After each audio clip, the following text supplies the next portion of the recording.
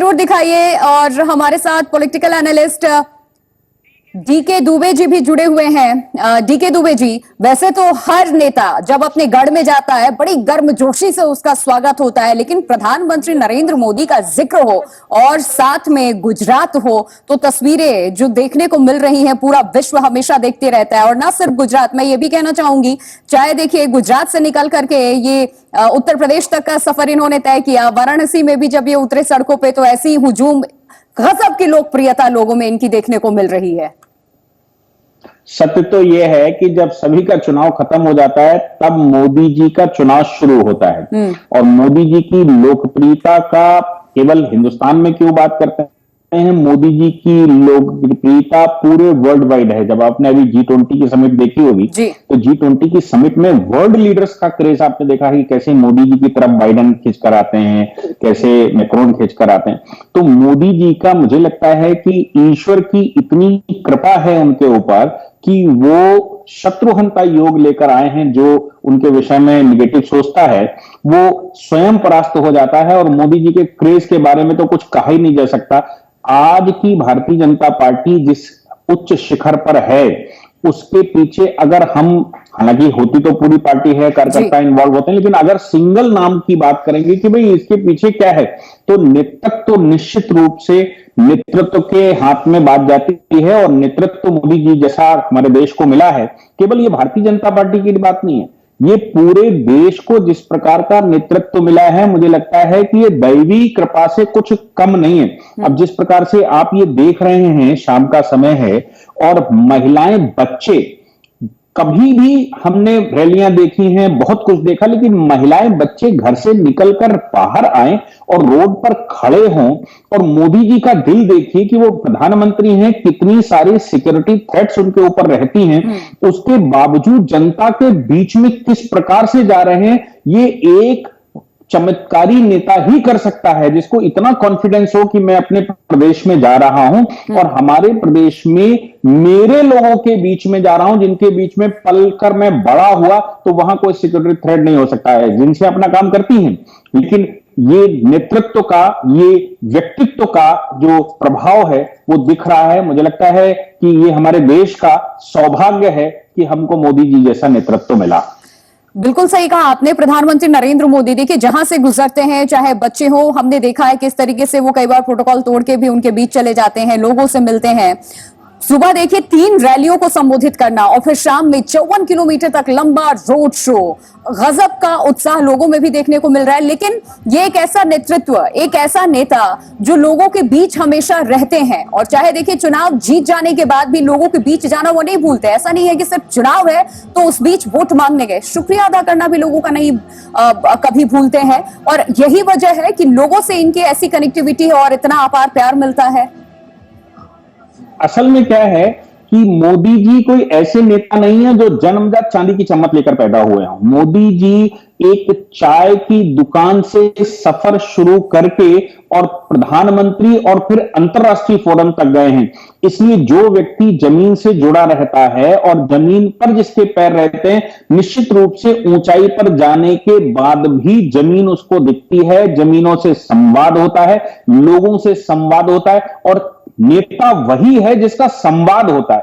अगर नेता संवाद छोड़ देता है तो फिर हम देख रहे हैं तमाम तरह की पॉलिटिकल पार्टियां हमारे देश में हैं जिनके पास लीडर तो हैं, लेकिन जमीन पर उनको यात्राएं करनी पड़ती हैं ये सोच करके कुछ लोग आ जाए। और यात्राओं का आप हश्र भी देख ही रहे होंगे कि देश में किस प्रकार का यात्राओं का हश्र है कि लोगों को जुटाना पड़ता है। लेकिन मोदी जी का एक व्यक्तित्व ऐसा है कि जब मैं कहता हूं कि बच्चे, छोटे छोटे बच्चे, कोई भी मां बहन, कोई परिवार का व्यक्ति, माता पिता ये रिस्क नहीं लेते हैं कि बच्चों को लेकर रैलियों में जाएं।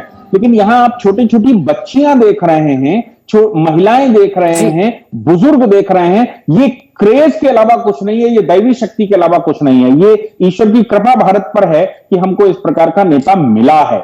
मुझे लगता है कि हम सबको भगवान का शुक्रिया अदा करना चाहिए कि हाँ, ईश्वर ने एक नेता हमको ऐसा दिया है। बिल्कुल सर, देखिए तस्वीरें लगातार मैं दिखा रही हूँ, वापस आपका रुख करूंगी। ये 3 तस्वीरें आप देख रहे हैं। देखिए डीके दुबे भी हमारे साथ पॉलिटिकल एनालिस्ट बने हुए हैं। रविंद्र, आपका रुख करूंगी।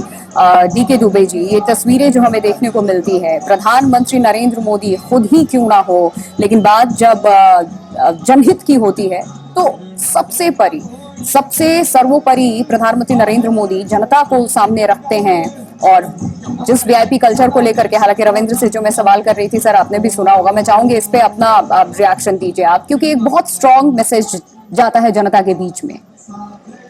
देखिए, प्रधानमंत्री होने के अलावा एक व्यक्ति का व्यक्तित्व होता है और वो व्यक्तित्व की खास बात संवेदना होनी चाहिए। होता क्या है, सामान्यता जब कोई व्यक्ति उच्च पदों पर जाता है तो उसकी संवेदना मरने लगती है, लेकिन प्रधानमंत्री की खास बात यह है कि वो पिछले 20 वर्ष से गुजरात की राजनीति से सीधा नेतृत्व कर रहे हैं। मतलब 20 वर्ष उनके अभी भी पूरे हुए हैं कुछ समय पहले ही। 20 वर्षों से इस प्रकार का नेतृत्व करने के बावजूद उनकी संवेदनाओं में किसी भी प्रकार का कोई कमी नहीं आई। तो ये संवेदना ही है जो जनता से कनेक्ट करती है। ये संवेदना ही है क्योंकि 130 करोड़ लोगों के, उसमें बूढ़े, बच्चे, जवान, बीमार सभी शामिल हैं। तो ये जो एम्बुलेंस में 4 लोग होंगे, उनका एक परिवार होगा, उस परिवार के साथ भी तो संवेदना प्रधानमंत्री की होनी ही चाहिए। प्रधानमंत्री हम में से हैं, हमसे बाहर नहीं है। इसी को हम लोकतंत्र कहते हैं कि हमारी सरकार, हमारे द्वारा सरकार, हमारे लिए सरकार। तो जब सरकार मेरे लिए है, मैं इंडिविजुअल, तो फिर मेरे इंडिविजुअल के हित अहितों का ध्यान कौन रखेगा? हमारा वो नेतृत्व ध्यान रखेगा, और नेतृत्व ध्यान तभी रख पाएगा जब उसकी संवेदनाएं जीवित रहेंगी। उसके ऊपर जो नौकरशाही है, उसके ऊपर जो कॉर्पोरेट कल्चर है, वो हावी ना होने पाए। जो लाल बत्ती कल्चर है वो हावी ना होने पाए।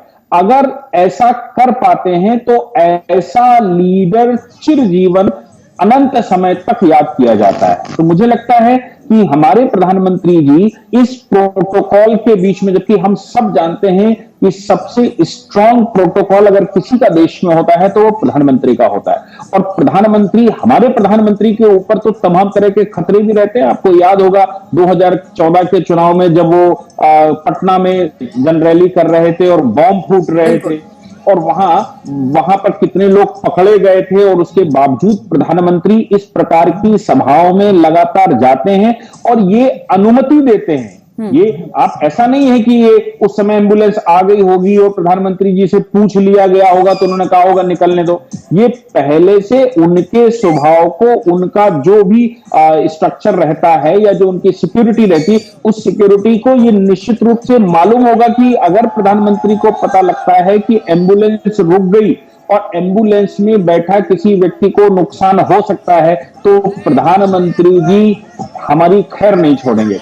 इसलिए उस पूरी टीम को प्रधानमंत्री जी के या व्यक्ति के व्यक्तित्व के बारे में और उनकी संवेदना के बारे में जानकारी होती है, और ये संवेदना ही टीम बनाती है, ये संवेदना ही नेतृत्व के लिए एलिजिबिलिटी बनाती है। वो मुझे लगता है कि हमारे प्रधानमंत्री जी के अंदर सब कुछ विराजमान है। ठीक है डीके जी, मैं आपका रुख करूंगी। रविंद्र हमारे साथ बने, हमारे साथ डीके दुबे जी हैं, पॉलिटिकल एनालिस्ट है। ये जो तस्वीरें हम अपने दर्शकों को दिखा रहे हैं, सबसे पहले आप इन तस्वीरों को किस तरह से देखते हैं? आपका विश्लेषण क्या कहता है? प्रधानमंत्री मोदी, उनकी गुजरात में, क्या भारत में भी उनकी लोकप्रियता को लेकर कोई सवालिया निशान कभी रहा नहीं है, लेकिन ये इमोशनल कनेक्ट के माध्यम से लास्ट मिनट जो पुश देने की कोशिश यहाँ पर बीजेपी द्वारा की जा रही है, आपका विश्लेषण?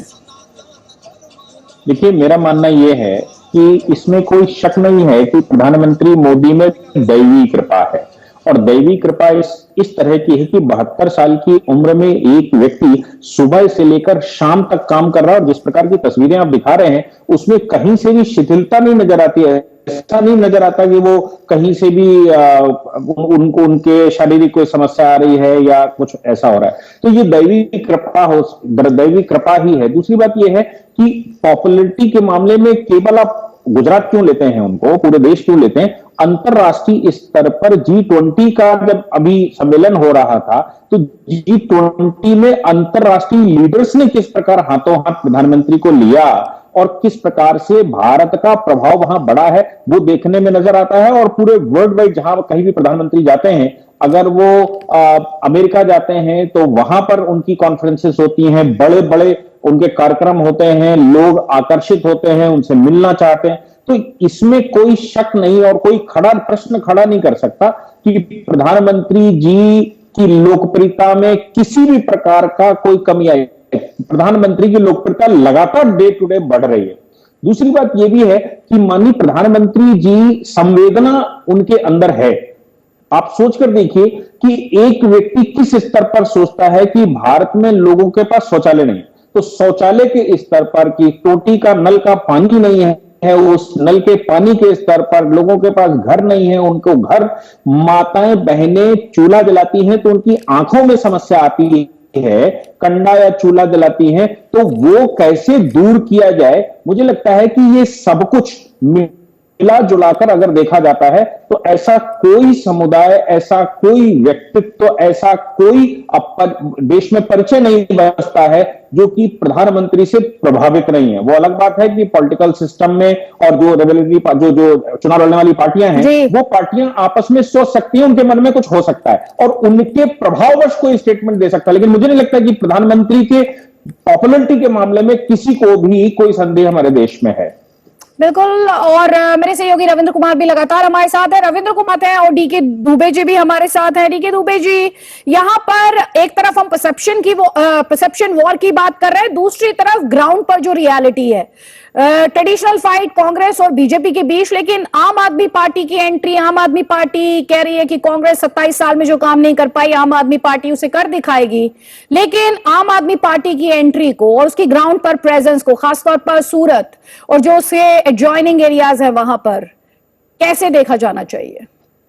देखिए, मेरा मानना यह है कि जो कांग्रेस का अपना वोट है वो खसक रहा है, इसमें कोई शक नहीं है। लेकिन कांग्रेस अंदरूनी रूप से वहां बहुत मेहनत कर रही है, क्योंकि कांग्रेस ने अपने चुनाव का मोड बदला है। और मोड बदलने का मतलब ये होता है कि जो वो पहले जिस तरह से चुनाव लड़ते थे, उनको लगता है कि ऐसे चुनाव में हम नरेंद्र मोदी जी को पिछले 20 वर्ष से तो नहीं छू पा रहे हैं, आगे छू नहीं पाएंगे, इसलिए वो इंटरनली उस पर काम कर रहे हैं। अब लेकिन जब चुनाव कभी भी होता है, दो पहलवान मैदान में खड़े होते हैं, तो चाहे वो तगड़ा पहलवान हो या कमजोर पहलवान हो, दोनों के लिए ही जनता तो वही होती है। इसलिए इस समय आम आदमी पार्टी चूंकि सामने हाईलाइट होकर आ रही है, इसलिए एक फाइट दिखाने की कोशिश हो रही कि नहीं इनके बीच में। हकीकत तो यही है कि कांग्रेस और बीजेपी का ही वहां पर चुनाव है। जहां तक जो मेरे संपर्क हैं, जो मैं रिपोर्ट्स वहां की देख रहा हूं, उसके अनुसार आम आदमी पार्टी लड़ सकती है, लड़ रही है, डेमोक्रेसी है, उसमें लड़ा जा सकता है, स्टेटमेंट दिए जा सकते हैं, स्टेटमेंट दिए जा रहे हैं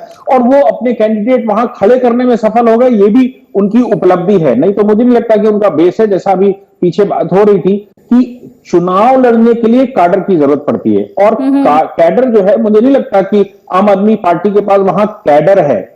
कैडर बीजेपी और कांग्रेस का ही है। कांग्रेस के कैडर को जिस दिन कोई भी पार्टी वहां ले पाएगी, जैसे ममता बनर्जी कांग्रेस का कैडर ले गई या बहुत सारे स्टेटों में कांग्रेस का कैडर लेकर रीजनल पार्टी खड़ी हो गई, तो कांग्रेस का कैडर जिस दिन वो ले जाएंगे, उस दिन वो पार्टी बनाम भाजपा चुनाव लड़ेगी। भाजपा का अपना कैडर है और कांग्रेस का अपना कैडर है, इसलिए कैडर बेस्ड चुनाव है ये। और खासतौर से गुजरात में जो आप रेवड़ी कल्चर की बात करते हैं, वो गुजरात में बहुत सफल नहीं हो पाता, लेकिन स्टेटमेंट तो पूरे देश में चलता है, मीडिया तो पूरे देश में चलाती है। इसलिए मुझे नहीं लगता कि बहुत ज्यादा इंपैक्ट कर पाएगी। लड़ जरूर रही है, सामने है और कुछ ना कुछ करेंगे भी, इसमें भी कोई शक नहीं, लेकिन उसका परिणाम में उसके परिणाम कुछ निकलेंगे। मुझे नहीं लगता कि उसमें बहुत अच्छे परिणाम निकलेंगे। इसलिए चुनाव तो कांग्रेस वर्सेस बीजेपी होने वाला है मेरी नजर में। विनीता जी, यहाँ हमने देख डीके दुबे जी, जिस तरह की शब्दावली का इस्तेमाल किया गया, हालांकि मुद्दों के लिहाज से मोरबी को लेकर काफी चर्चा हुई। मोरबी को लेकर क्या बीजेपी को किसी तरह का नुकसान होता आपको दिखाई दे रहा है?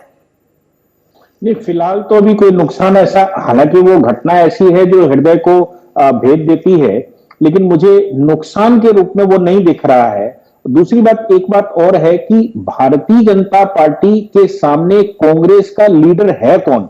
वो लीडर उतारे तो उतारे किसको, क्योंकि राहुल गांधी जब भी उतरते थे तो वो मोदी जी वर्सेस राहुल गांधी दिखाई देने लगता था, और राहुल गांधी कहीं बैकफुट पर चले जाते थे तो पूरी की पूरी पार्टी कहीं पीछे चली जाती थी। इसलिए उन्होंने इस बार की स्ट्रेटेजी ये बनाई कि नहीं, हम कोई लीडर ऐसा उतारेंगे नहीं, लेकिन जो लीडर उतरे भी, जैसे रावण शब्द का इस्तेमाल कर दिया या बहुत सारे इस तरह के शब्दों का इस्तेमाल कर दिया है, तो वो कहीं ना कहीं प्रधानमंत्री जी के हाथ में ही वो उनकी तरफ ही बॉल फेंक देते हैं, और जब उनकी तरफ चली जाती है तो वो उस पर सिक्सर लगा देते हैं। तो अभी उनको ये समझ में आने लगा कि भैया चुप रहने में ज्यादा भलाई है, बोलने से अच्छा चुप रह के मैन टू मैन कॉन्टेक्ट करो और वहां से वोट निकालो।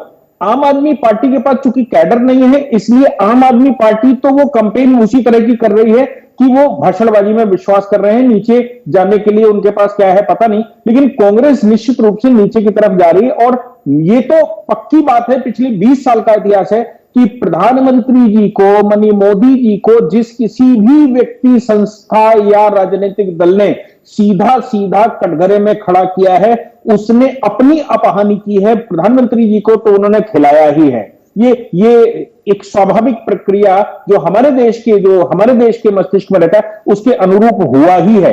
इसलिए अभी कांग्रेस उस सारे प्रकरण से बचने की कोशिश कर रही है, और मुझे लगता है ये उनकी अच्छी स्ट्रैटेजी है चुनाव लड़ने की। ठीक है, रविंद्र कुमार हमारे साथ है। रविंद्र कुमार, प्रधानमंत्री के सभी मेहमानों का बहुत बहुत शुक्रिया। हम जल्द लौट रहे हैं, आप रहिए हमारे साथ।